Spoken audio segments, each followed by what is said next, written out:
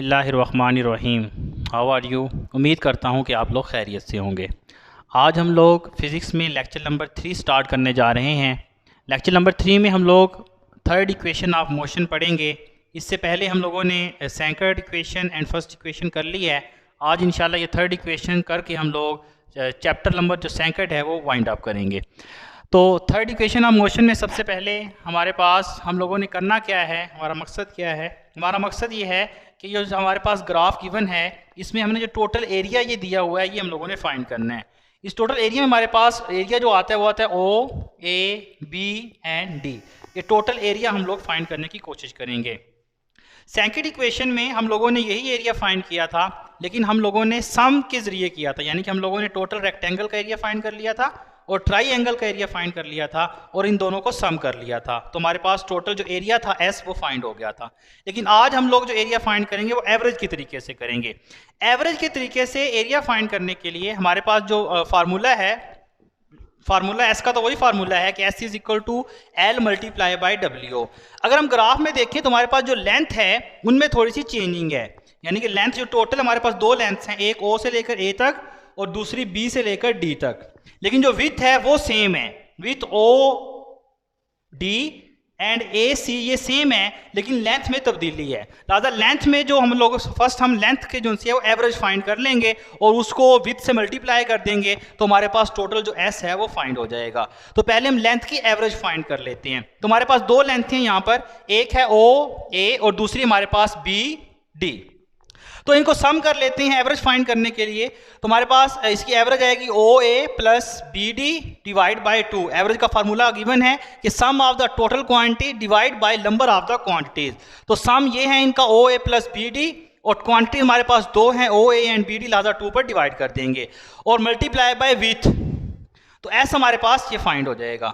तो यहां से हमारे पास 2 इधर डिवाइड हो रहा है, इस तरफ आके मल्टीप्लाई हो जाएगा। तो 2s is equal to O A plus B D multiply by O D. Next हमारे पास यहाँ पे एक्सीलरेशन नहीं है। एक्सीलरेशन को लाने के लिए हम इसको टोटल एक्सीलरेशन से मल्टीप्लाई करेंगे। तो एक्सीलरेशन हमारे पास बराबर है B C over O D, लिहाजा ए को दोनों तरफ हम लोग मल्टीप्लाई कर लेंगे, इधर भी और इधर भी। लिहाजा यहाँ B 2s is equal to B C over A D, यानी कि एक्सीलरेशन और O A plus B D multiply by O D multiply by B C over O D. यहाँ पर B C over O D जगह हम acceleration लिख देंगे ए, और यहां पर जो ओ डी है वो ओ डी से कैंसिल हो जाएगा और पीछे हमारे पास बी सी रह जाएगा। नेक्स्ट हम लोग यहां पर O A plus B D multiply by B C है, बी सी की वैल्यू पुट करेंगे। बी सी की वैल्यू हरकत की पहली मसावात में हम लोगों ने फाइंड की थी कि बी सी हमारे पास इसके बराबर आया था B D minus C D. Same वही वैल्यू यहां पर पुट कर देंगे, B C minus B D minus C D.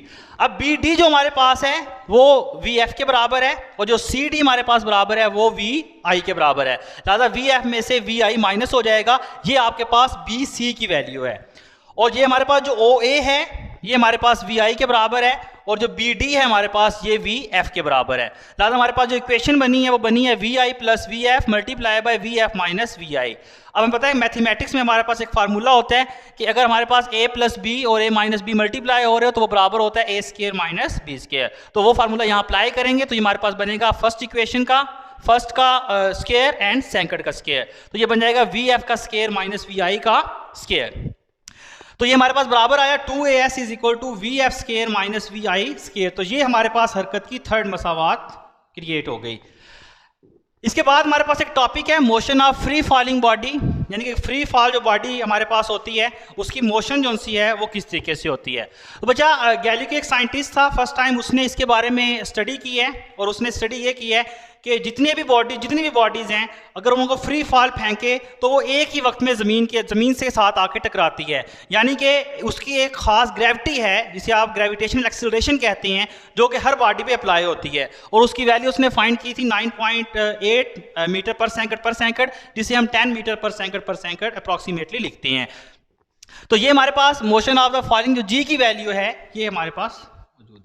ये जी की वैल्यू दो तरह की होती है, पॉजिटिव और नेगेटिव। अगर कोई बॉडी फ्री फॉली ऊपर से नीचे मूव कर रहा हो तो ये जी की वैल्यू जो हमारे पास है ये पॉजिटिव होती है, और अगर कोई बॉडी ऊपर की तरफ मूव कर रही हो तो ये जी की वैल्यू नेगेटिव हो जाती है। तो यहाँ तक हमारा दूसरा चैप्टर जो है वो क्लोज हो गया है। ख़त्म हो गया, वाइंड अप हो गया। इसके बाद बच्चा एक असाइनमेंट है छोटी सी, ये आप लोगों ने सबमिट करवानी है। इसमें क्या क्या चीज़ें शामिल हैं? सबसे पहले एक्सरसाइज बेस्ड जो शॉर्ट क्वेश्चंस हैं वो सारे के सारे शामिल हैं। उसके बाद न्यूमेरिकल्स वो इसमें शामिल हैं।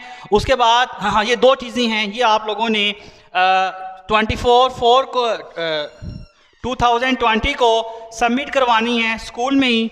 और तब तक के लिए ये हमारा जो चैप्टर है ये वाइंड अप हो गया है। तब तक के लिए नेक्स्ट लेक्चर में दोबारा मिलते हैं, तब तक के लिए अस्सलाम।